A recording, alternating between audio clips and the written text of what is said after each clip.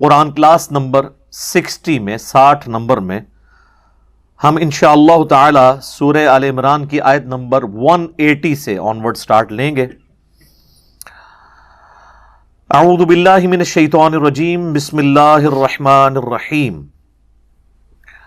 وَلَا يَحْسَبَنَّ الَّذِينَ يَبْخَلُونَ بِمَا آتَاهُمُ اللَّهُ مِنْ فَضْلِهِ هُوَ خَيْرًا لَهُمْ بَلْ هُوَ شَرٌّ لَهُمْ۔ ہرگز گمان نہ کریں وہ لوگ کہ جنہیں اللہ تعالیٰ نے محض اپنے فضل و کرم سے دنیا کی زندگی میں کچھ نعمتیں دے رکھی ہیں کہ یہ ان کے لیے خیر ہیں، بل ہوا شر لہم، بلکہ اس میں تو ان کے لیے شر، برائی چھپی ہوئی ہے۔ اب یہ اسپیسیفکلی ان لوگوں کی طرف روئے سخن ہے جو لوگ دنیا میں دیا ہوا اللہ کا مال اللہ کی راہ میں خرچ نہیں کرتے، اور ایٹ لیسٹ وہ جو ڈیٹم لیول ہے، جو اوبلیگیٹری ہے ہر انسان کے اوپر، 40واں حصہ اپنے مال میں سال میں ایک دفعہ نکالنا، یعنی زکوٰۃ، وہ اللہ کی راہ میں خرچ نہیں کرتے، بلکہ مال جوڑ کر اس سے مزید مال کمانے کی فکر میں لگے رہتے ہیں۔ یہ اسپیسیفکلی ان کے بارے میں ہے، کیونکہ اسی آیت کے اگلے ٹکڑے میں اس کا ذکر بھی آ جائے گا کہ کن لوگوں کو ایڈریس کیا جا رہا ہے۔ اسلام میں مال جوڑنا فی نفسی ہی کوئی حرام نہیں ہے۔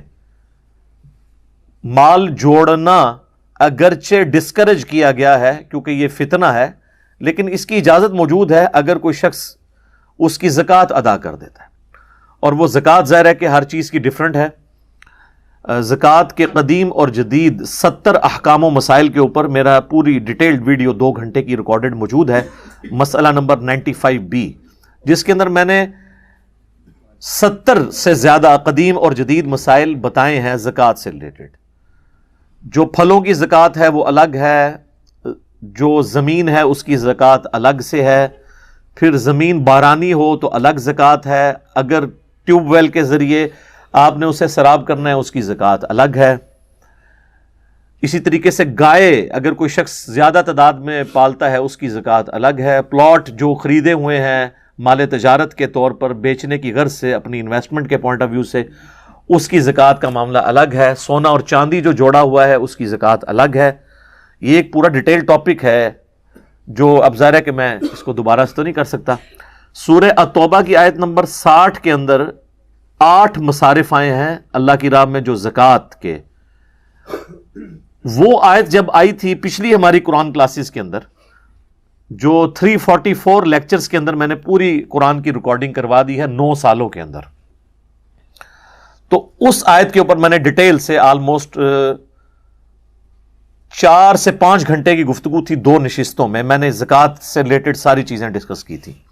آج میں اس تفصیل میں نہیں جاؤں گا، البتہ یہاں پر اللہ تعالیٰ ان لوگوں کو جو مال جوڑتے ہیں اور اللہ کی راہ میں خرچ نہیں کرتے، بلکہ سودی ذہنیت ہے کہ مال کو پھر لگا کر پھر اس سے مزید مال کمانا،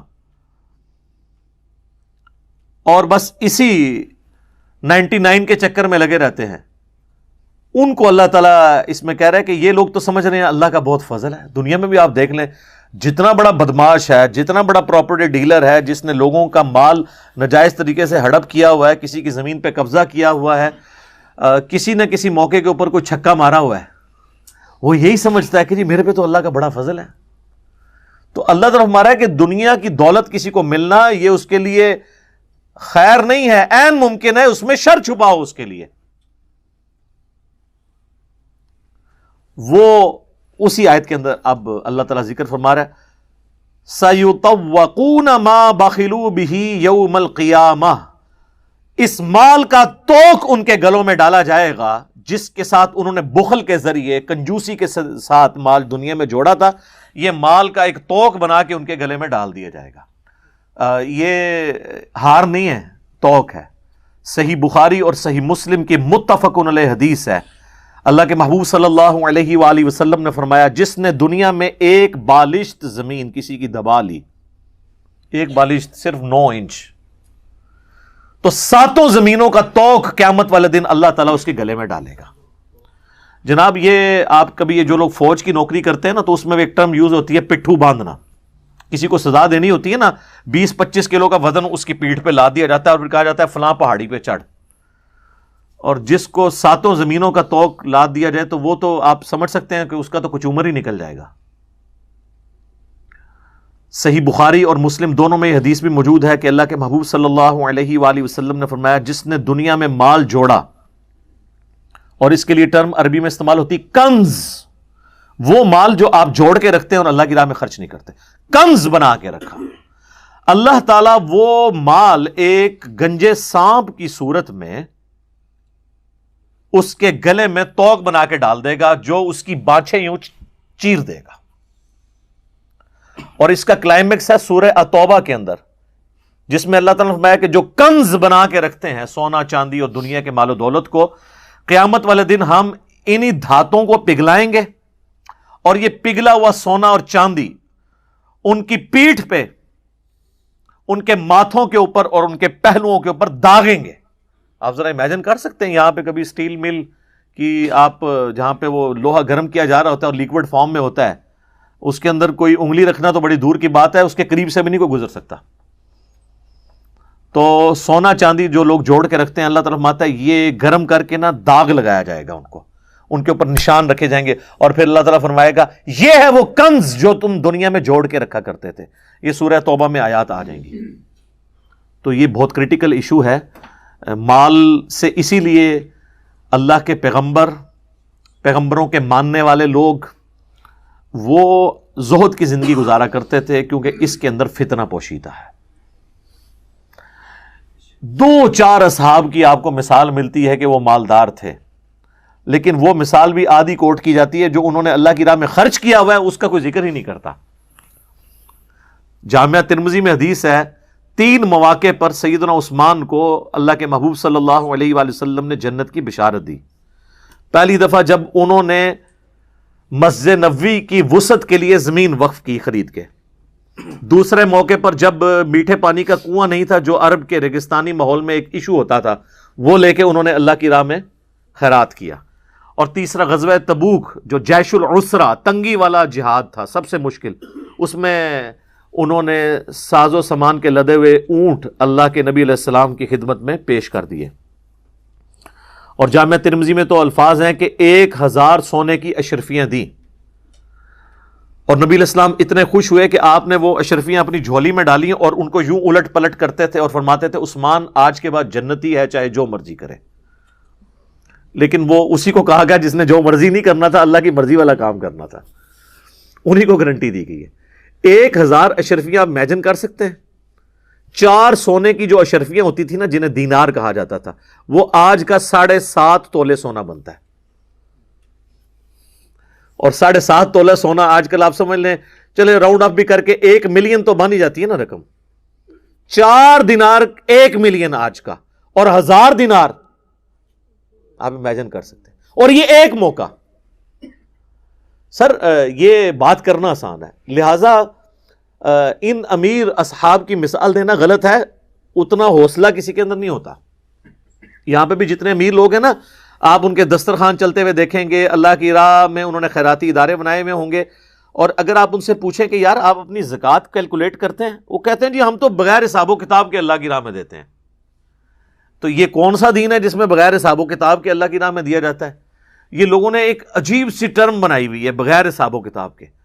اللہ نے تو کوئی چیز بغیر حساب و کتاب کے نہیں رکھی ہوئی ہے۔ نمازیں حساب کے ساتھ رکھی ہیں، بغیر حساب کے 5، اور ہر نماز کی رکعتیں بھی ہیں۔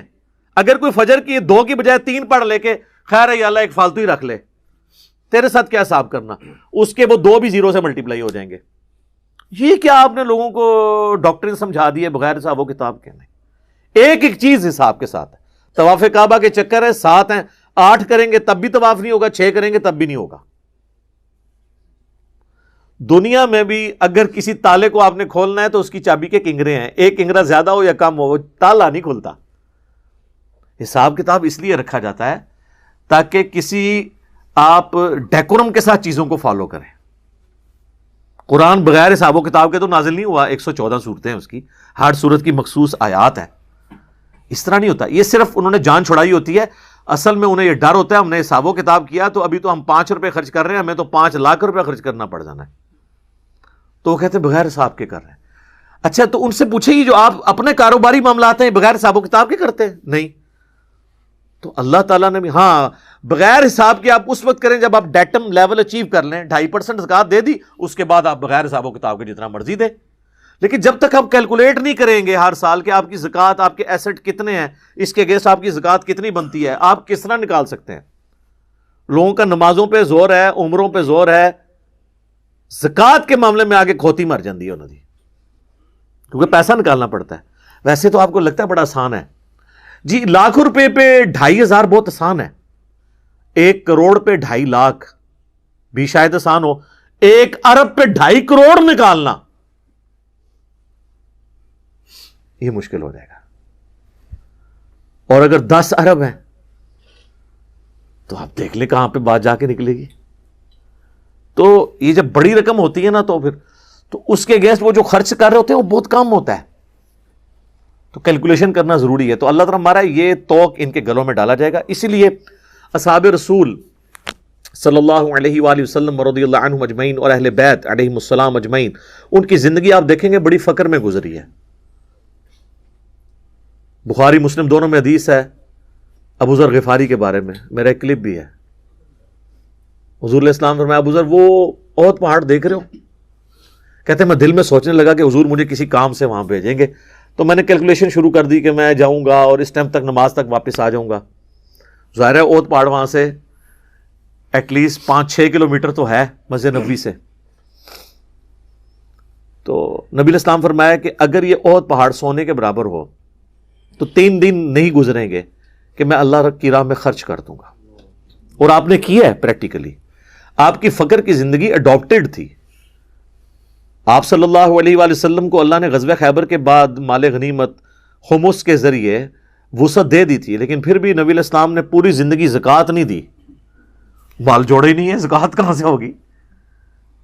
جو جوڑے گا وہ زکوٰۃ نکالے گا نا. جو آئے اور بس سبسسٹنس لیول پہ رکھ کے خرچ کر دے اللہ کی راہ میں, اس نے زکوٰۃ کہاں سے نکالنی ہے؟ اور آپ کی تربیت کا نتیجہ یہ تھا کہ آپ کے اہل البیت میں سے بھی بعد میں جب رومن اور پرشین امپائر کے خزانے مسلمانوں کے قدموں میں ڈھیر ہوئے تو مال غنیمت میں سے لاکھوں دینار بھی ملتے تھے نا ان کو, تو وہ خیرات کر دیا کرتے تھے. وہ تو ایک پوری ایک آپ سمجھ لیں واقعات کی لسٹ ہے. اب اما عائشہ سے جب نبی علیہ السلام کے بارے میں وہ روایت کرتی ہیں بخاری مسلم دونوں میں کہ نبی علیہ السلام کہ گھر والوں کا محمد اور آل محمد کا یہ حال تھا کہ بعض اوقات 1 مہینہ, بعض اوقات 2, بعض اوقات 3 مہینے تک گھر میں چولہا بھی نہیں جلتا تھا, کچھ پکانے کے لیے ہوتا ہی نہیں تھا. 2 کالی چیزوں پہ کھجور اور پانی کے اوپر گزارا ہوتا تھا. اور یہ کھجوریں بھی ٹنوں ٹن نہیں, ٹوکریوں کی ٹوکریاں نہیں, 2 کھجوریں صبح, 2 شام کو, 1 میٹھا پانی کا پیالہ صبح کے وقت, 1 شام کے وقت. ٹھیک ہے, آج یہ بات کرنا آسان ہے. آج ہم میں سے اکثریت عام لوگ بھی کیسر و کسرا کی زندگی گزار رہے ہیں فیسلٹیز کے پوائنٹ آف ویو سے, شاید ان سے بہتر. رومن اور پرشینز امپائر جب رات کو سوتے تھے تو سوتے وقت ان کو کوئی پنکھا نہیں چل رہا ہوتا تھا نا, کہ جی ہاں جی سر جی ان سوتے ہوتے ان پنکھا چلیے تو انہوں تو تو سوتے بھی ایئر کنڈیشن چل رہا ہوتا ہے. ہاں البتہ یہ حدیث صرف بیان کرنے کے لیے بخاری مسلم کی کہ نبی علیہ السلام کو جب سیدنا عمر ملنے گئے تو ان کے جسم پہ چٹائی کے نشان تھے, یعنی مطلب یہ کرتا بھی نہیں پہنا ہوا تھا, صرف تہمت تھی. تو رونا شروع کر دیا. تو آپ نے فرمایا کہ کیوں رو رہے ہیں؟ ان کا یا رسول اللہ کیسر و کسرا دنیا کے مزے لوٹ رہے ہیں اور آپ اللہ کے نبی ہیں اور آپ کی یہ حالت ہے. آپ نے فرمایا کیا تم اس پہ راضی نہیں ہو کہ کیسر و کسرا دنیا کے مزے لوٹیں اور ہم آخرت کی سعادت لوٹ لیں؟ بخاری مسلم دونوں میں حدیث ہے, مجھے اپنے بعد یہ خطرہ نہیں کہ تم بھوکے مر جاؤ گے, بلکہ مجھے یہ تو ڈر ہے کہ دنیا کے خزانے تم پر کھول دیے جائیں گے اور تم بھی دنیا کے مال کی محبت میں مبتلا ہو کر تباہ و برباد ہو جاؤ گے جس طرح اگلے لوگ ہو گئے. اور یہی پھر سلسلہ آپ دیکھ رہے ہیں, حضرت عثمان کے دور میں جب وظیفے لگ گئے تو تھیندے تھیندے تھیں گے مسلمان. پھر جن لوگوں کو وظیفے لگے ہوئے تھے ان کو حضرت علی کیسے ہضم ہو سکتے تھے چوتھے خلیفہ کے طور پر, کیونکہ انہوں نے تو پھر حضرت عمر کی طرح اسٹرکٹ مینجمنٹ تھی ان کی, تو ان کے مفادات جڑے ہوئے تھے بیسیکلی. بہانہ اس کے لیے کچھ اور, جیسے آج بھی پولیٹیکل لیڈرز آپ دیکھیں پیچھے سامنے فرنٹ پہ کوئی اور چیز رکھی جاتی ہے اور بہانہ کسی اور چیز کو بنایا جاتا ہے اور بیک گراؤنڈ میں اور چیز ہوتی ہے. تو جن لوگوں نے نبی علیہ السلام کی صحبت کی ہوئی تھی وہ کوشش کرتے تھے کہ بچ کے رہیں اس طرح کے معاملات سے. بخاری مسلم دونوں میں حدیث ہے، نبی علیہ السلام کے سامنے سے ایک غریب آدمی گزرا. آپ نے فرمایا اپنے اصحاب سے اس کے بارے میں تمہارا کیا خیال ہے؟ انہوں نے کہا یا رسول اللہ یہ جس دروازے پہ جائے دھتکار دیا جائے. اگر کسی کی بچی سے کا رشتہ اس کے باپ سے مانگے تو اس کو کوئی رشتہ نہ دے، یہ تو اتنا مفلس اور ناچار ہے. تھوڑی دیر بعد ایک امیر شخص گزرا اور فرمایا اس کے بارے میں تمہارا کیا خیال ہے؟ تو ان کا یہ تو بڑا معزز شخص ہے، جس کے پاس جائے لوگ اس کا ریگارڈ کریں، کہیں سے رشتہ مانگے تو مل جائے. حالانکہ دونوں مسلمان تھے، دونوں صحابی تھے. آپ نے فرمایا اللہ کی قسم، اس رب کی قسم جس کے قبضے قدرت میں میری جان ہے، جو شخص پہلے گزرا ہے نا، وہ ایک شخص اللہ تعالیٰ کو یہ بعد میں گزرنے والوں سے پوری زمین بھر جائے وہ بڑھ کر عزیز ہے.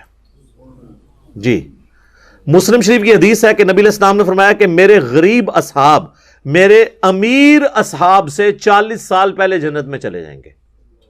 جی قیامت کا دن 50,000 سال کا دن ہے، تو آپ کیا سمجھتے ہیں سیدھا ٹکٹ لگا ہوا ہے؟ 40 سال پہلے وہ لوگ جنت میں جائیں گے جو غریب صاحب ہیں. سر 40 سال کا ڈفرنس دنیا میں آپ ذرا امیجن کر سکتے ہیں؟ جانا دونوں جنتی گروپ پارٹیاں ہیں، لیکن جنہوں نے مفلسی کی زندگی گزاری ہے، فقر کی زندگی گزاری ہے.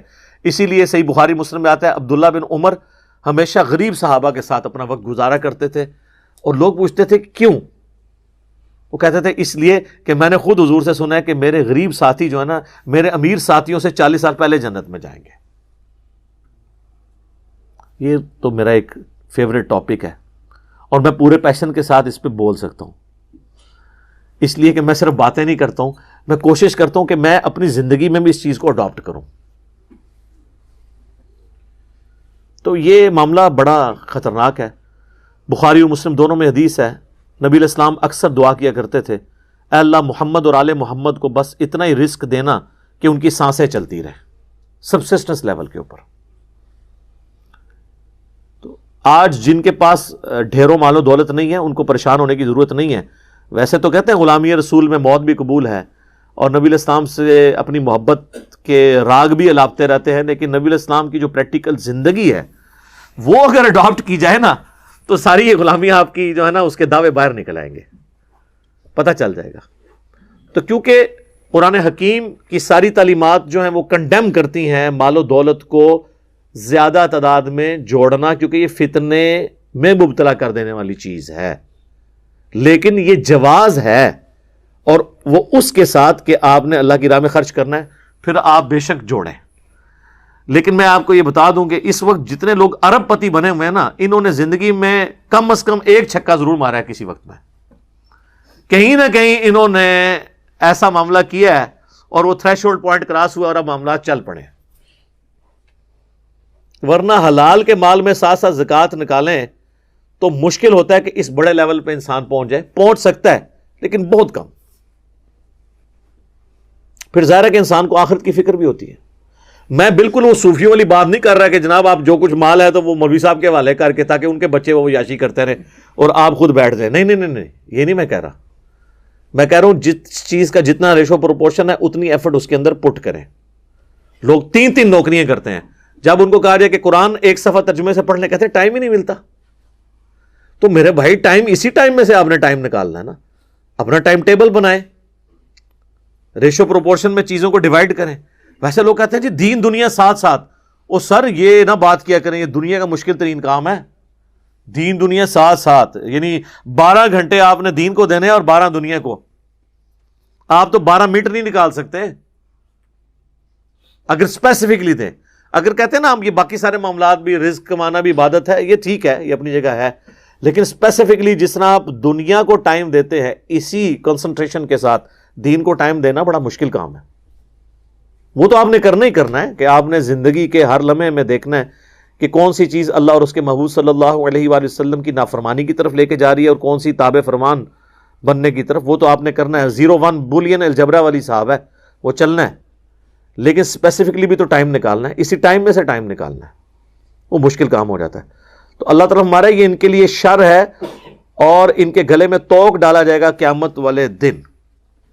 سورہ توبہ میں چل کے یہ بھی آیت آئے گی یہ جو مال اور اولاد تمہیں ہم نے دی ہوئی ہے نا، ہم چاہتے ہیں اسی کے ذریعے تمہیں عذاب دیں. اگلے زمانوں میں قبائلی سسٹم میں جس کے زیادہ بیٹے ہوتے تھے وہ اپنے آپ کو پاورفل سمجھتا تھا. تو اللہ تعالیٰ فرمایا کہ تم یہ سمجھ رہے ہو تمہارے لیے عذاب کا ذریعہ بھی ہو سکتا ہے مال اور دولت اور اولاد بھی.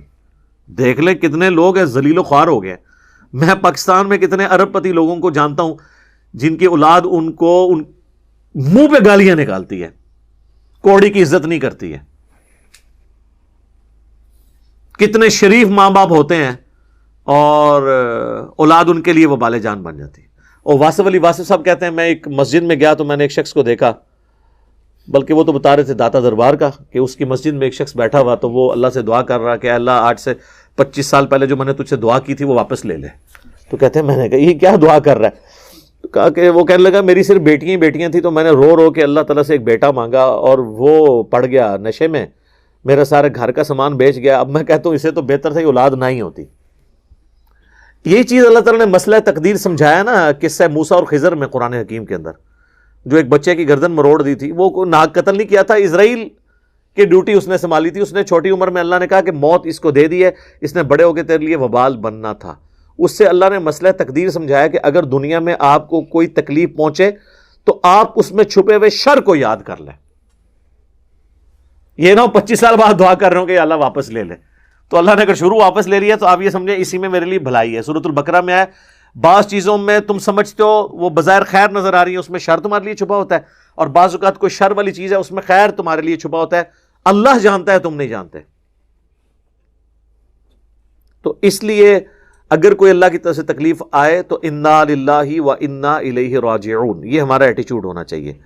تو اللہ تعالیٰ ہمارے ہم تو چاہتے ہیں کہ قیامت والے دن اس مال کو ان کے گلوں کا توق بنا دیں جو دنیا میں انہوں نے جوڑا تھا. وَلِلَّهِ مِيرَاثُ السَّمَاوَاتِ وَالْأَرْضِ, آسمانوں اور زمین کی میراث تو اللہ کی ہے. لوگ تو کہتے ہیں میرے مرنے کے بعد فلاں وارث, اصل میں سب نے ہی مر جانا ہے. الٹیمیٹلی وارث کون ہوگا؟ اللہ. لمن الملک اليوم للہ الواحد القہار واللہ بما تعملون خبیر, اور اللہ تعالیٰ دیکھ رہا ہے جو کچھ تم اعمال کر رہے ہو اس سے باخبر ہے. لقد سمع اللہ قول الذین قالوا ان اللہ فقیر, اللہ نے سن لی ہے ان لوگوں کی بکواس جنہوں نے کہا کہ اللہ تو فقیر ہے. وَنَحْنُ أَغْنِيَاء, اور غنی تو ہم ہیں. یہ یہودی تھے, یہ جس طرح پانڈ قسم کے لوگ ہوندے نے نا, دین کا بھی مذاق بنانے والے. اور یہودیوں میں یہ بہت چیز تھی, چرب زبانی.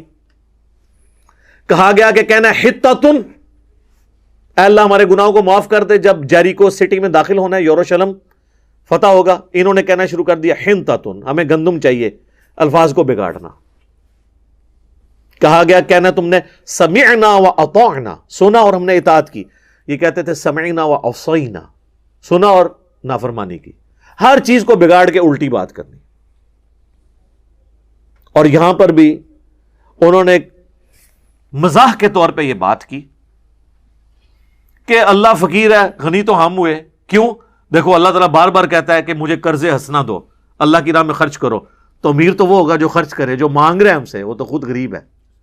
استغفر اللہ. تو بولی اس پہ اللہ کی ورڈکٹ دیکھیں, سنکتب ما قالو, ہم ایک ایک چیز لکھ رہے ہیں جو یہ بکواس کر رہے ہیں. یہ پرسنل نوٹس بنانے کے لیے نہیں, قیامت والے نامہ اعمال سامنے رکھنے کے لیے. یہ کہا کرتے تھے دنیا میں, آؤ نا اب دنیا میں تو کھلی چھٹی تھی, اب تمہاری گرفت کریں گے. وَقَتْلَهُمُ الْأَنْبِيَاءَ بِغَيْرِ حق, اور ان کا وہ بڑا جرم جو انہوں نے نبیوں کو قتل کیا بغیر کسی وجہ کے, حق گوئی کے اوپر, یہ بھی ان کا ہم نے جرم لکھا ہوا ہے. وَنَقُولُ ذُوقُوا عَذَابَ الْحَرِيقِ, اور پھر ایک وہ دن آئے گا ہم کہیں گے چکھو اس آگ کے عذاب کا مزہ. جو تم دنیا میں اللہ کے بارے میں اس طرح کی غلط گفتگو کرتے تھے, اس کے بھیجے ہوئے نمائندوں یعنی وقت کے پیغمبروں کو قتل کرتے تھے, دنیا میں تو کھلی چھٹی تھی, لیکن آج ہم گرفت کریں گے. اچھا یہ اکثر لوگ کہتے ہیں نا دنیا میں جو کچھ ہو رہا ہے وہ اللہ کی مرضی سے ہو رہا ہے. اللہ کی مرضی سے نہیں ہو رہا. دنیا میں جو کچھ ہو رہا ہے اللہ کی اجازت سے ہو رہا ہے.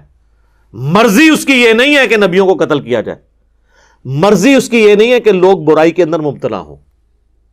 ہاں اجازت دی ہوئی ہے کہ کام چوک کے رکھنا رکھو, آخرت میں پکڑوں گا.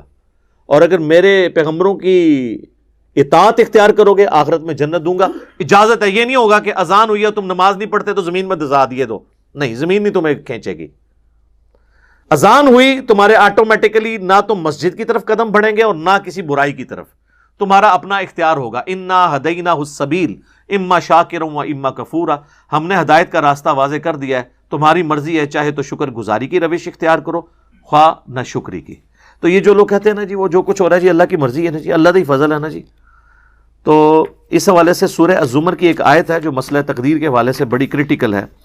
کراس ریفرنس کے طور پہ میں یہاں پہ وہ کوٹ کر دیتا ہوں, بالکل سٹارٹ کے اندر سورہ الزمر کی آتی ہے, آیت نمبر ہے 7. ان تکفروا فإن اللہ غنی عنکم, اگر تم اللہ کی ناشکری کی روش اختیار کرو گے تو یہ جان لو کہ اللہ بے پرواہ ہے. یہ نہیں ہے کہ تم نے نماز نہیں پڑھی تو اللہ کو کوئی ٹینشن ہو گئی ہے, جاؤ دفع ہو جاؤ. لیکن اس کا یہ بھی مطلب نہیں ہے کہ جو مرضی کرو اللہ کو فرق نہیں پڑتا, نہیں. ولا یرضی لعبادہ الکفر, لیکن اللہ راضی کبھی نہیں ہوگا کہ تم ناشکری کی روش اختیار کرو. پکڑے گا نہیں دنیا میں کیونکہ اس نے تمہیں کھلی چھٹی دی ہے, لیکن راضی نہیں ہے, پکڑے گا آگے. وَإِن تَشْكُرُوا, اور اگر شکر گزاری کی روش اختیار کرو گے, يَرْضَاهُ لَكُمْ, وہ راضی اسی پہ ہی ہے کہ تم اس کے تابع فرمان رہو. نافرمانی پہ اس کو پرواہ کوئی نہیں ہے, لیکن ناراض ہو جائے گا اور پکڑ لے گا. وَلَا تَزِرُ وَازِرَةٌ وِزْرَ أُخْرَى, اور یاد رکھنا کوئی بھی جان قیامت والے دن دوسرے کے گناہوں کا بوجھ نہیں اٹھائے گی, ہر شخص نے اپنے اعمال کا بوجھ خود اٹھانا ہے. ثم الى ربکم مرجعکم, پھر تمہیں لوٹ کر اپنے رب کی طرف جانا ہے. فینبئکم بما کنتم تعملون, پھر وہ تمہیں بتا دے گا جو کچھ تم دنیا میں اعمال کیا کرتے تھے. انہ علیم بذات الصدور, اور وہ تو اتنا علم والا ہے کہ تمہارے سینوں کے چھپے ہوئے رازوں کو بھی جانتا ہے. دنیا میں داڑھی سے پگڑی سے آپ عوام کو دھوکہ دے سکتے ہیں, اللہ کو نہیں دے سکتے. کہتے ہیں شکل کتنی نورانی, اوڈا اوڈا فراڈیا ہوتا ہے, شکل نورانی ہے, شکل نورانی. یہ کون جج کر سکتا ہے یار, چہروں سے کون ڈیسائیڈ کر سکتا ہے؟ ایک فرقے کا عالم ہے, اس کے اپنے فرقے والے کہتے ہیں نور برس رہا ہے, دوسرے کہہ رہے ہیں لعنت پئی ہوئی ہے. دنیا میں ہی آپ دیکھ لیں, کافر نہیں کہتا, مسلمان ہی کہتا ہے, کہتا ہے نا جی. تو پھر جب اپنے والے پر نور ہے دوسرے والے پہ لعنت ہے, تو جو آپ کا اپنے والا ہے وہ بھی کروڑوں کے نزدیک لعنت والا ہے. تو شکل تو کوئی کرائٹیریا نہیں ہے. شکلیں تو تب کرائٹیریا ہوں کہ شکل انسان خود بنا سکتا ہو اپنی. اسی لیے یاد رکھیں مسئلہ تقدیر سے تعلق رکھتی ہیں وہ چیزیں جو آپ کے اختیار میں نہیں ہیں, اور جو چیزیں آپ کے اختیار میں ہیں اس پہ اللہ نے آپ کی پرسش کرنی ہے. میری شکل میرے ماں باپ چوز کرنا یہ میرے اختیار میں نہیں تھا, تو مجھے قیامت میں نہیں پوچھا جائے گا تو جہنم میں کیوں پیدا ہوا ہے, نہیں. ہاں, جو اللہ نے حکم دیا تھا کہ ان اچھائیوں کو اڈاپٹ کرنا, ان برائیوں سے بچنا, یہ مجھے اختیار دیا ہے, اس کے بارے میں میری پرسش ہوگی. تو اللہ طرف مارا ہے کہ پھر ان سے کہا جائے گا چکھو اس آگ کا عذاب. ذالک بما قدمت ایدیکم, یہ ہیں وہ جو تمہارے ہاتھوں نے آگے بھیجے تھے نا اپنے کرتوت, یہ تو اپنی کیتیاں اگے آئی ہیں جنہوں پنجابی کہتے ہیں, یہ تمہارے کرتوت تھے جو تم دنیا میں تو کہتے تھے اللہ کا بڑا فضل ہے, میری یہ فلم بھی ہٹ ہو گئی ہے. یہ تمہارے کرتوت ہیں جو اب تمہارے سامنے آئے ہیں, یہ تمہارے. وَأَنَّ اللَّهَ لَيْسَ بِظَلَّامٍ لِّلْعَبِيدِ, اور یہ کہ اللہ تعالیٰ یقیناً اپنے بندوں پر ظلم نہیں کرتا. اگر قیامت میں اللہ نے پکڑا ہے تو دنیا میں کھلی چھٹی دی تھی, نبیوں کے ذریعے اور ان کے ذریعے کتابیں بھیج کے سلیبس کی فارم میں حق کا حق ہونا اور باطل کا باطل ہونا تم پر عیاں کر دیا تھا. اب یہ تمہارا فیصلہ تھا نا کہ تم نے کون سی چیز قبول کی ہے. الذین قالوا ان اللہ عہد الینا, اب یہ یہودیوں کا ذکر آ رہا ہے. دل بےمان تے اجتا ٹیر, اگر دل بےمانی پہ اترا ہو تو آپ لیم ایکسکیوزز, جھوٹے بہانے بہت سے گھڑ لیں گے. نبی علیہ السلام پہ ایمان نہ لانے کا ایک بہانہ انہوں نے یہ بھی اڈاپٹ کیا کہ اللہ نے ہم سے یہ عہد لیا تھا کہ صرف اس پیغمبر کو ماننا ہے جو یہ معجزہ دکھائے کہ وہ اللہ کے لیے قربانی لا کر اوپن میدان میں رکھے اور ایک غیبی آگ آئے اور اس قربانی کو جلا کے راکھ کر دے.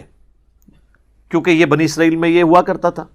مال غنیمت, جنگوں میں جیتا ہوا مال, چونکہ جنگ میں کافروں کا مال ہتھیانا اس کا مقصد نہیں ہوتا, مقصد ہوتا ہے اللہ کے دین کی سربلندی. اسی لیے اگلی امتوں میں جو مال غنیمت ہوتا تھا نا, وہ کسی کو دیا نہیں جاتا تھا مجاہد کو, بلکہ وہ اوپن میدان میں رکھا جاتا تھا. ایک غیب سے آگ آتی تھی, اس کو جلا کے راکھ کر دیتی تھی. تاکہ دنیا کی لالچ کے لیے کوئی کام نہ کرے. ہماری امت میں اللہ تعالیٰ نے آسانی کی. بخاری مسلم میں حدیث ہے, مجھے 5 ایسی خصوصیات دی ہیں جو مجھ سے پہلے کسی نبی کو نہیں دی. ان میں سے ایک یہ ہے کہ مال غنیمت اللہ نے میرے لیے حلال کر دیا. پہلے یہ حرام تھا. تو وہ کہتے تھے کہ غیبی آگ آئے, جس طرح کہ قابیل اور حابیل کا ذکر بھی سورۃ المائدہ میں آئے گا کہ اللہ تبارک و تعالیٰ نے حابیل کی قربانی قبول کر لی, قابیل کی نہیں کی. تو وہ آگ آ کے اس قربانی کو کھا گئی تھی, دوسری قربانی وہیں پڑی رہی. تو یہ اس چیز کا ثبوت تھا کہ یہ قبول ہوئی, یہ جو راکھ بن گئی قبول ہوئی, جو نئی راکھ بنی اس اپنی جگہ پہ وہ قبول نہیں ہوئی. تو اب وہ یہ کہتے تھے کہ ہم سے تو اللہ نے یہ عہد لکھا ہے, اللہ نؤمن لرسول حتی یأتینا بقربان, یہاں تک کہ کوئی رسول ہمارے پاس یہ معجزہ لے آئے کہ وہ قربانی لے کر آئے, تأکلہ النار, جسے اوپنلی آگ کھا جائے. یہ معجزہ جب تک نہیں دکھاؤ گے ہم نہیں مانیں گے.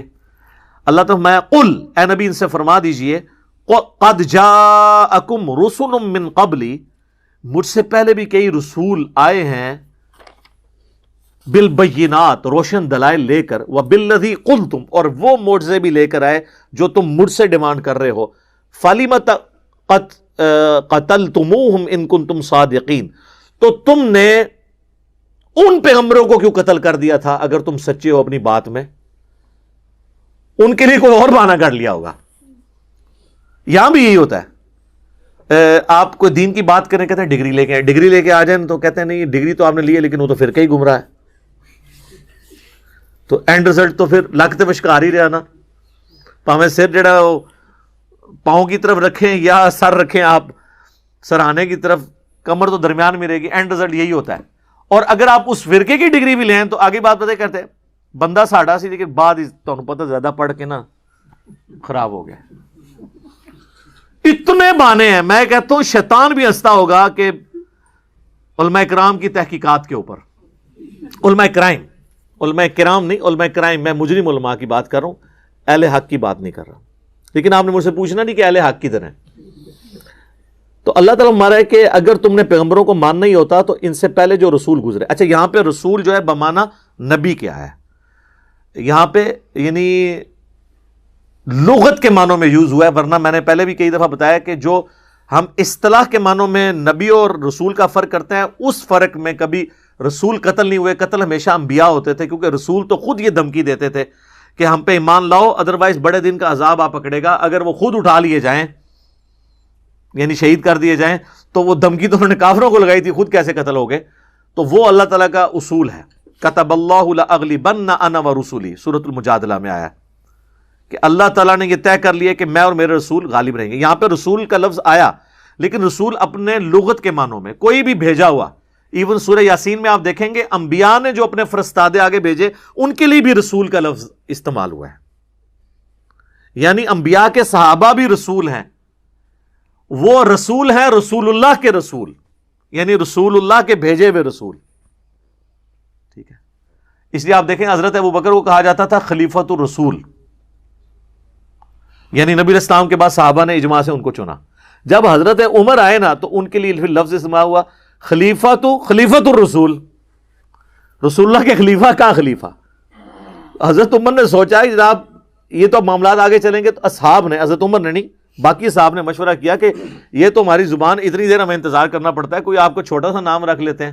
تو ہم نے مشورے سے بہتر سمجھا آپ کو امیر المؤمنین کہیں, ورنہ جب تیسرا بندہ خلیفہ بنے گا تو یہ 3 دفعہ خلیفہ لگانا پڑ جائے گا. اب ان بیچاروں کو کیا پتا کہ بعد میں تو عام مولویوں کے نام کے ساتھ 10 القاب لگائے جاتے ہیں, مشکل کام کوئی نہیں ہے. ہاں, حجت الاسلام والمسلمین, شیخ التفسیر, شیخ القرآن, شیخ الحدیث, یادگار اسلاف, کتنی لمبی دمیں لگاتے ہیں, اور جتنی دفعہ نام لیتے ہیں اتنی لمبی دم لگاتے ہیں. تو یہ قسمت کی بات ہے, جو اہل تھے وہ تو ڈرتے تھے, امیر المومنین, مومنین کا چنا ہوا, دیٹس آل. ٹھیک ہے, یہاں پہ امیر المومنین جو ہے وہ اپنے آپ کو سمجھتا ہے کہ وہ ان پر حاکم اس اعتبار سے ہے کہ ان کا مالک ہو گیا, یہ محکوم ہے. وہ سمجھتے تھے ہمیں انہوں نے چنا ہے خدمت کے لیے. اور گورے اس کو فالو کر رہے ہیں. امریکہ میں دیکھیں سیکٹری آف ڈیفense ہوتا ہے کہ اسسٹ کر رہے ہیں, بس یہ نہیں ہے کہ ان پہ حکمران بن گئے. فَإِن كَذَّبُوكَ اگر یہ جھٹلا دیں آپ کو, فَقَدْ كُذِّبَ رُسُلٌ مِّن قَبْلِكَ تو اے اللہ کے نبی آپ نے اس پہ زیادہ پریشان نہیں ہونا. یہ تو وہ قوم ہے یہودیوں کی کہ یہ تو اپنے خاندانی پیغمبر جو یہودیوں نسل تھے آپ سے پہلے کئی پیغمبروں کو یہ جھٹلا چکے ہیں. جاءوا بالبینات جو کہ روشن دلائل بڑے بڑے موڈز ان کے پاس لے کے آئے تھے. والزبر والکتاب المنیر اور صحیفے اور روشن کتابیں لے کے آئے. یہ تو اتنے ناہنجان ہیں, انہوں نے اپنی بنی اسرائیل میں پیدا ہونے والے پیغمبروں کا انکار کیا. آپ تو پھر بھی بنو اسماعیل میں ہیں, آپ کے ساتھ تو ان کا جیلسی فیکٹر بھی ہے. کل نفس ذائقۃ الموت ہر ذی روح کو موت کا مزہ چکھنا ہے. اس میں دھمکی ہے کہ بھئی کب تک یہ یاشیاں کرو گے, مرنا ہے, اللہ کے حضور آنا ہے, پھر بدلہ لیں گے تم سے. وَإِنَّمَا تُوَفَّوْنَ أُجُورَكُمْ يَوْمَ الْقِيَامَةِ اور تمہیں پورا بدلہ مل کے رہے گا اپنے اعمال کا قیامت والے دن. اچھے اعمال کیے تو ان کا اجر اور برے اعمال کیے تو اس کی سزا. فَمَنْ زُحْزِحَ عَنِ النَّارِ پس جو بچا لیا گیا قیامت کے دن جہنم کی آگ سے, وَأُدْخِلَ الْجَنَّةَ اور جنت میں داخل کر دیا گیا, فَقَدْ فَازَ پس وہ کامیاب ہو گیا. اللہم اجعلنا منہم. اللہم انا نسألک جنت الفردوس مع النبیین والصدیقین والشہداء والصالحین آمین. وما الحیات الدنیا الا متاع الغرور اور دنیا کی زندگی تو نہیں ہے مگر دھوکے کا سامان. یہ کنکلوڈ کیا اللہ نے اس بات کو. واقعی دھوکہ پتہ ہی نہیں چلتا, ایسے وقت گزرتا ہے. ہم جب اسکول کالج میں تھے جن لوگوں کو دیکھتے تھے بڑی ایکٹیو لائف گزار رہے تھے, ان میں سے کئی لوگ فوت ہو چکے ہیں. اور جب بڑھاپے میں ان کی کسپرسی دیکھتے ہیں بندہ حیران ہوتا ہے, یار یہ وہی بندہ تھا, ڈان تھا اپنے وقت کا, اور اب اس کی کیا حالت ہے.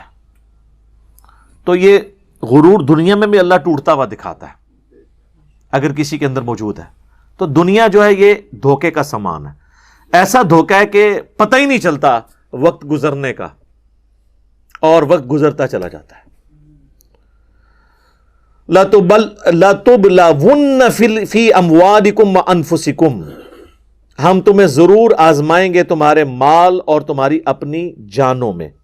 وَلَتَسْمَعُنَّ مِنَ الَّذِينَ أُوتُوا الْكِتَابَ اور تم ضرور سنتے رہو گے ان لوگوں سے جو اہل کتاب ہیں, من قبلکم تم سے پہلے جنہیں کتاب دی گئی تھی, یعنی جیوز اور کرسچنز. وَمِنَ الَّذِينَ أَشْرَكُوا اور شرک کرنے والوں کی طرف سے بھی, اذًا کثیرا بڑی اذیت دینے والی باتیں. یعنی یہ تمہیں آئے دن خبریں ملے گی کہ فلاں مولانا صاحب کا کلپ بھی آ گیا آپ کے خلاف. جو بھی پیغمبروں کی دعوت کو آگے لے کے چلے گا اس کے ساتھ یہ ہوگا. تو اللہ تعالیٰ فرماتا ہے مسلمانوں ٹینشن نہیں لینی, آئے دن تم اپنے مخالفین کی طرف سے ایسی خبریں سنو گے جو تمہیں تکلیف دیں گی, اذیت پہنچاتی رہیں گی. اور پھر اس میں ساتھ ہی آگے آئے گا, اس پہ تمہاری روش کیا ہونی چاہیے, صبر اختیار کرو اور اللہ تعالیٰ تمہارے ساتھ ہوگا. اب یہ اسپیسیفکلی اس آیت کے حوالے سے ایک حدیث ہے. امام بخاری نے جو قرآن کی تفسیر پہ لیکچر جو ایک چیپٹر باندھا ہے نا, اس میں انہوں نے اسی آیت کے تحت ایک حدیث لی ہے صحیح بخاری کی, کہ سعد ابن عبادہ جو اوس کے سردار تھے, مدینے میں دو ہی قبیلے تھے نا, اوس اور خزرج. اوس کے سردار تھے سعد ابن عبادہ, اور خزرج کے سعد ابن عبادہ تھے, اوس کے تھے سعد ابن معاذ رضی اللہ عنہما وعلیہم السلام. تو سعد ابن عبادہ جو ہے نا وہ بیمار ہو گئے, تو نبی علیہ السلام ان کی عیادت کے لیے اپنے گدھے کے اوپر تشریف لے کے جا رہے تھے. تو راستے میں آپ نے دیکھا کچھ لوگ کھڑے ہیں, ابھی آپ تازہ مدینہ شریف ہجرت کر کے گئے تھے. تو صحیح بخاری کے الفاظ ہیں کہ نبی علیہ السلام وہاں پہ رک گئے اور آپ نے کہا کہ چلو کچھ مجمع ہے تو میں قرآن پڑھ کے سناتا ہوں انہیں, ان میں سے کوئی میری بات قبول کر لیں. اور اس میں عبداللہ ابن ابی بھی شامل تھا, جو ابھی تک اس کا منافق ہونا, یعنی ابھی اس نے اسلام بھی قبول نہیں کیا تھا, اوپر سے جو کرنا ہے, ابھی وہ ایک ان نون پرسنالٹی کے طور پہ تھا. نبی علیہ السلام جب اپنی گفتگو مکمل کر چکے تو اس نے کہا کہ دیکھو اے محمد, جو تم باتیں کر رہے ہو یہ باتیں بہت اچھی ہیں, لیکن تم یہاں پہ آ کے یہ باتیں کیوں کر رہے ہو؟ تم اپنے گھر میں بیٹھ کے یہ باتیں کیا کرو، ہمارا ٹائم اس طریقے سے ضائع نہ کرو. نعوذ باللہ، تمہاری بات کسی نے سننی ہوگی وہ خود آ کے سن لے گا، یہ ہمیں نہ اس طریقے سے سناؤ. تو اب یہ بڑی سخت بات تھی. نبی علیہ السلام نے اس کا جواب نہیں دیا. وہاں پہ عبداللہ بن رواحہ موجود تھے، تو انہوں نے کہا نہیں یا رسول اللہ، آپ ہمیں اللہ کی باتیں سنایا کریں، ہم ہر وقت اللہ کی باتیں سننے کے لیے تیار ہیں. اور عبداللہ ابن ابی سے اس کا جھگڑا ہو گیا اور کافی مار کٹائی کے قریب نوبت پہنچ گئی. تو نبی علیہ السلام نے بیچ میں پڑھ کے اس معاملے کو ٹھنڈا کیا. اور پھر نبی علیہ السلام سعد ابن عبادہ کے پاس گئے اور یہ پورا جو واقعہ وہاں پہ جب ڈسکس کیا تو سعد ابن عبادہ نے کہا یا رسول اللہ، عبداللہ ابن ابی سے آپ نے صرف نظر کرنا ہے. اصل میں جب آپ مدینہ شریف ہجرت کر کے آ گئے، اس سے جسٹ پہلے عبداللہ ابن ابی کی سرداری پہ پورا مدینہ راضی ہو چکا تھا، تو اس کی تو سرداری چھن گئی ہے، اب سب مدینہ آپ کے اوپر ایگری کر گیا، تو جیلسی فیکٹر موجود ہے، آپ نے اس سے صرف نظر کرنا ہے. تو آپ نے کیا بھی. اور اسی حدیث میں آتا ہے کہ پھر آہستہ آہستہ جب لوگ اسلام میں داخل ہوئے اور اسلام کا پلڑا بھاری ہونا شروع ہوا، تو اس نے بھی، عبداللہ ابن ابی نے بھی کلمہ پڑھ کے اسلام قبول کر لیا، لیکن اوپر سے، اندر سے نہیں. اور پھر پوری زندگی اس کی وجہ سے مسلمانوں کو تکلیفیں ملی. اور اس کا کلائمیکس غزوہ تبوک کے موقع پر رسول اللہ پہ قاتلانہ حملہ کروانا اور پیچھے سے مسجد درار بنانا، جس کا سورہ توبہ میں ذکر ہے. تو اس سے تکلیفیں پہنچتی رہیں. تو وہ قرآن میں ابھی یہ تکلیفیں تو جس شروع ہوئی تھی، تو اللہ نے پہلے کہا کہ بھئی یہ تو آئے دن ہوں گی، تم نے اپنا کام جاری رکھنا ہے. وَإِن تَصْبِرُوا، اگر تم صبر کرو گے، وَتَتَّقُوا، اور تقوی کی روش اختیار کرو گے، فَإِنَّ ذَلِكَ مِنْ عَزْمِ الْأُمُورِ، تو اصل میں ہمت کا کام یہ ہے. دنیا میں لوگ سمجھتے ہیں ہمت کا کام یہ ہے کہ کسی کی مار کٹائی والا معاملہ کرنا، کسی کو گالی گلوچ نکالنا. اللہ فرماتا ہے ہمت کا کام یہ ہے کہ جو تکلیفیں آئے ہیں اللہ کی راہ میں، اس پہ صبر کرو، اللہ سے مدد چاہو. یہ ہے عزم والے کام. وَإِذْ أَخَذَ اللَّهُ مِيثَاقَ الَّذِينَ أُوتُوا الْكِتَابَ، اور یاد کرو جب اللہ تعالیٰ نے پختہ عہد لیا ان لوگوں سے جن کو کتاب دی تھی، یعنی جیوز اور کرسچنز، یہود و نصارہ. لَتُبَيِّنُنَّهُ لِلنَّاسِ، کہ تم کھول کھول کر بیان کرنا لوگوں کو، وَلَا تَكْتُمُونَهُ، اور مت چھپانا حق کو. جب بھی کوئی نیا پیغمبر آنے والا ہوتا تھا نا، اس سے اگلا جو پیغمبر گزرا ہوتا تھا نا، وہ آنے والے پیغمبر کی خبر دیتا تھا. اس کی کتاب میں پریڈکشن ہوتی تھی کہ میں تو جا رہا ہوں، اب اللہ کا ایک اور نمائندہ آئے گا، تم نے اس کو فالو کرنا ہے. اس کے تحت تو جوز اور کرسچنز کے پاس پروفیسیز موجود تھی کہ آخری پیغمبر نے آنا ہے، لیکن انہوں نے حسد اور بغض کی وجہ سے قبول نہیں کیا. تو اللہ طرف مارا ہے کہ یہ اہل کتاب سے تو ہم نے عہد لیا تھا کہ تم نے حق کو نہیں چھپانا اور ظاہر کرنا ہے. اور یہ نبی علیہ السلام کی پروفیسیز جو ان کی کتابوں میں، یہ نہ صرف نبی علیہ السلام پر ایمان نہیں لاتے، الٹا جو پروفیسیز ان کی کتابوں میں تھی وہ چھپاتے ہیں اپنی پبلک سے، جس طرح آج ہمارے علماء بھی چھپا رہے ہیں. ہم لوگوں کو بتاتے ہیں قرآن میں یہ لکھا ہے، کہتے ہیں علی ایسی گلاں کرتا ہے جی ساڈے خلاف نے. تو علی نے کولو تو نہیں کتاب لکھ دی تھی. بخاری مسلم میں جو چیزیں لکھی جب ہم بتاتے ہیں تو ہم آپ کو کتابوں سے جوڑ رہے ہیں. اگر میں آپ سے کہتا ہوں کہ سورہ البقرہ کی آیت نمبر 279 میں لکھا ہوا ہے کہ سود کھانے والے سے اللہ اور اس کے رسول کا اعلان جنگ ہے، تو آپ مجھے یہ کہیں گے جی پہلے آپ ڈگری لے کے آئیں پھر ہم یہ آیت مانیں گے، ادروائز ہم آیت بھی نہیں مانیں گے. تو میں ڈگری لوں یا نہ لوں، آپ تو ایمان سے فارغ ہو گئے. اگر کوئی کافر بھی آپ کو کہے نا سورہ بقرہ کی آیت نمبر 279 میں یہ لکھا ہے، تو آپ پہ ماننا واجب ہے، اس لیے کہ آپ اللہ کی بات مان رہے ہیں. اسی طریقے سے جب ہم یہ بات کرتے ہیں، قرآن میں لکھا ہے، بخاری میں لکھا ہے، مسلم میں لکھا ہے، آپ اس کو چیک کریں، لکھا ہوا ہے تو مانیں، نہیں لکھا ہوا ہمیں بتائیں، ہم رجوع کر لیں گے. پچ تو نہ کھو دیں. ٹھیک ہے. تو اللہ تعالیٰ فرما رہے ہیں کہ ان سے تو ہم نے یہ عہد لیا تھا. فَنَبَذُوهُ وَرَاءَ ظُهُورِهِمْ، تو انہوں نے اپنے اس وعدے کو پیٹھ کے پیچھے پھینک دیا. وَاشْتَرَوْا بِهِ ثَمَنًا قَلِيلًا، اور اس کے عوض دنیا کے چند ٹکے کما لیے. یعنی وہ چودراہٹ اپنی چودراہٹ اسی صورت میں قائم تھی جب نبی علیہ السلام کو نہ مانتے. تو دنیا کی منفیت کی خاطر انہوں نے وقت کے پیغمبر کا انکار کیا، ان کے بارے میں جو پروفیسیز تھیں، پیش گوئیاں موجود تھیں ان کی کتابوں میں، ان کو بھی چھپا لیا. فَبِئْسَ مَا يَشْتَرُونَ، تو کیا بری چیز ہے جو وہ خرید رہے ہیں. یعنی اللہ تعالی کی ہدایت اپنے ہاتھ سے دے کر دنیا کی منفعت اور گمراہی اور آخرت کا عذاب خرید رہے ہیں، وَلِعَوْذُ بِاللَّهِ تعالی۔ تو یہ کتمان حق بہت کریٹیکل ایشو ہے۔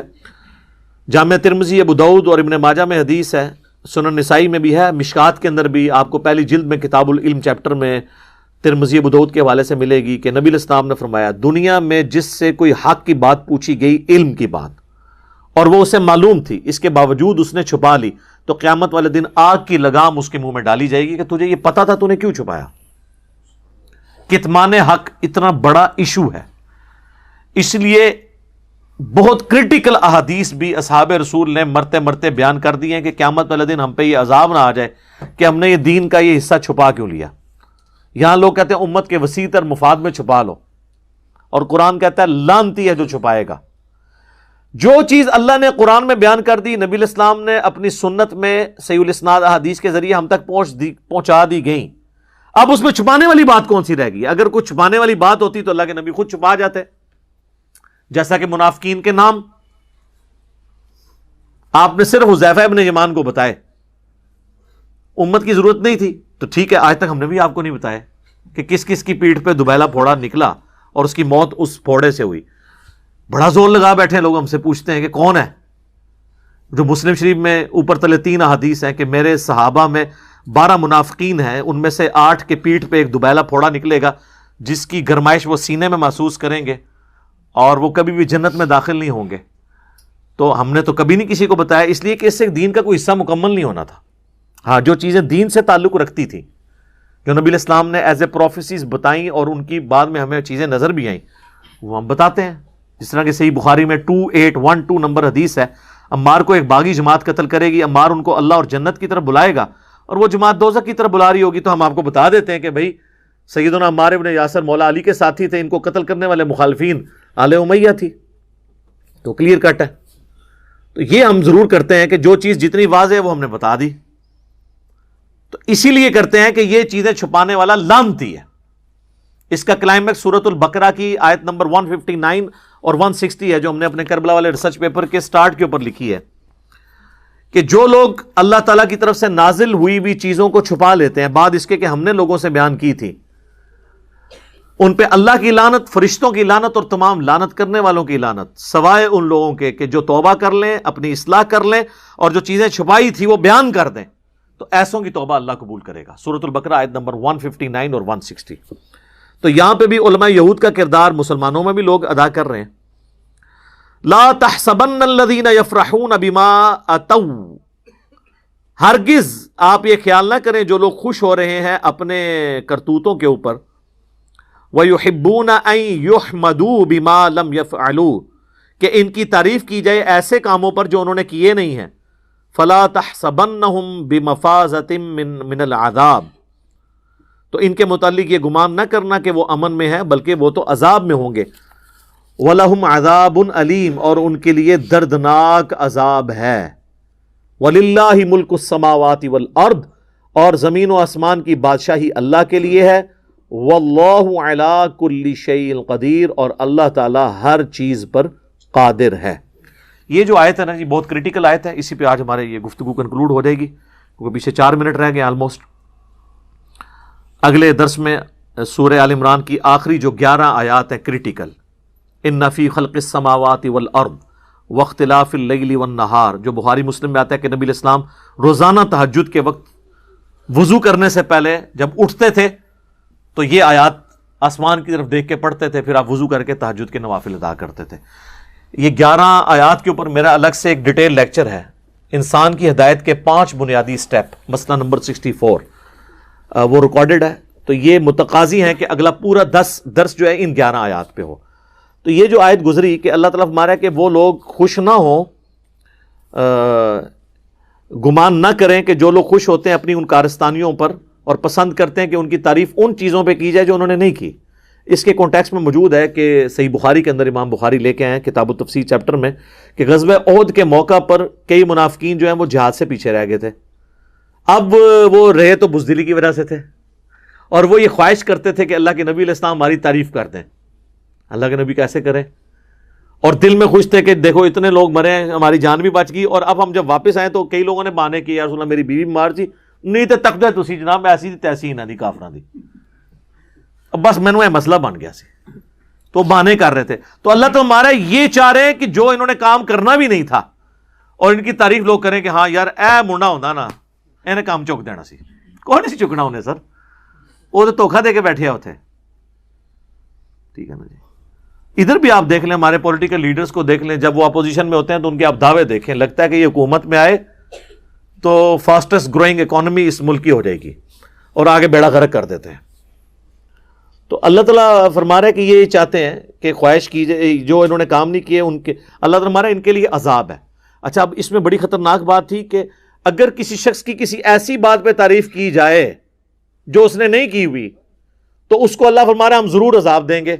تو صحابہ میں بعض لوگ اس معاملے میں پریشان بھی ہوئے, تابعین میں سے بھی کچھ لوگ. تو ایک اور حدیث امام بخاری نے اس کانٹیکسٹ میں لی ہے کہ مروان بن حکم جب مدینے کا گورنر بنا تو اس نے عبداللہ ابن عباس کے پاس ایک بندہ بھیجا اور کہا کہ یہ آیت سے تو لگتا ہے کہ ہم بھی عذاب میں مبتلا ہوں گے, ویسے بچنا تو اسی مشکل ہی ہے جو کام تسی پائے نے بنو امیہ نے. تو حکمران اسی طرح ہی ہوتے تھے نا, حکمران کے تو لوگ پاس نامے پڑھتے تھے جو انہوں نے نہیں کیے ہوتے تھے.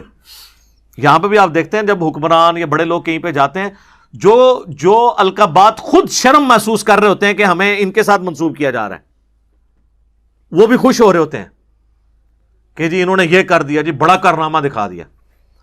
تو وہ مروان بن حکم کہنے لگا کہ ابن عباس سے پوچھ کے آؤ, مجھے تو لگ رہا ہے اس آیت کے تحت ہمیں بھی عذاب ہوگا. یہ نہیں اس نے آگے کہا کیوں, وہ کہنا یہ چاہ رہا تھا کہ لوگ ہماری بھی تو تعریف کرتے ہیں ان کاموں میں جو ہم نے نہیں کیے ہوئے, تو جڑے کام پائے نے اس تو صرف نظر کر دینے تے اسی بھی رگڑے جانا ہے.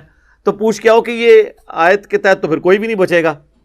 تو ابن عباس نے فرمایا کہ یہ آیت اصل میں یہودیوں کے بارے میں نازل ہوئی تھی جنہوں نے اوپر سے اسلام قبول کر لیا تھا اور جہاد سے پیچھے رہ گئے, یا ان یہودیوں کے بارے میں جن کو نبی علیہ السلام نے بلایا اپنے پاس کہ تمہاری کتابوں میں جو میری پروفیسیز لکھی ہیں میرے بارے میں کہ میں آخری پیغمبر ہوں وہ آ کے پبلک کو بیان کرو.